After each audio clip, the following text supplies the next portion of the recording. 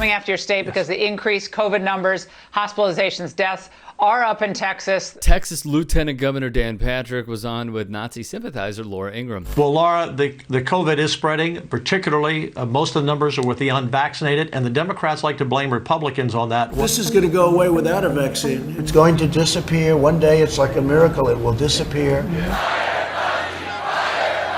It would go away without the vaccine, George. Gee, I wonder why a blue-thinking politician would state such things, Daniel. My, oh my. Well, the biggest group in most states are African Americans who have not been vaccinated. This guy cannot be serious, man, except he is. It's a strategic playbook Republicans have followed for centuries. When in doubt, blame minorities for all of life's problems. Kung flu, yeah.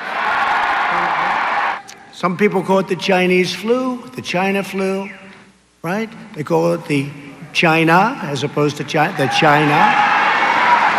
Patrick argues it is black people's fault for high infection rates coupled with low vaccination rates. Are you willing to take a chance on your survival in exchange for keeping the America that all America loves for your children and grandchildren?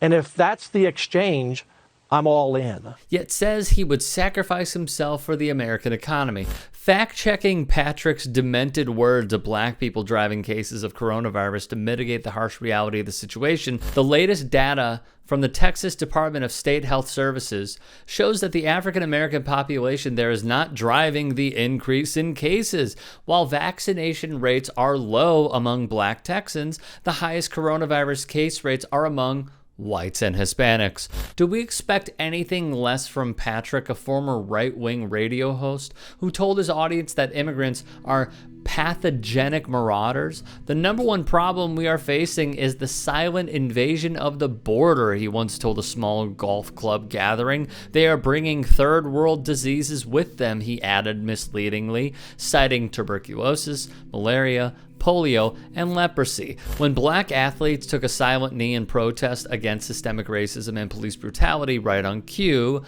Patrick pandered. We are at a point in our country that I never thought we would be, where we have to debate the issue of respecting our flag and standing for our national anthem. He added they have a right not to like our country if they want, but don't have a right to do it while they're on their job. The NFL should have been bolder in taking action sooner, essentially calling for the firing of anyone who protests. As Common put in an Instagram post, racism is so American that when you protest it, people think you are protesting America. Patrick is a bigot.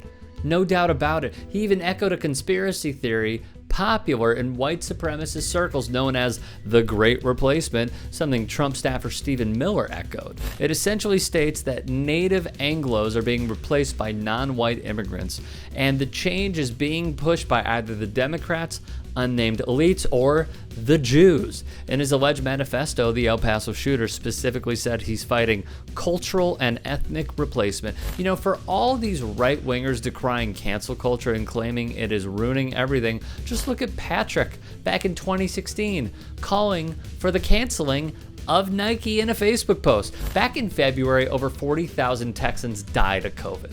In response, Patrick, the author of the anti-trans bathroom bill that made the state a national embarrassment, announced that requiring that the national anthem be played at all events which receive public funding will be among his top legislative priorities this session.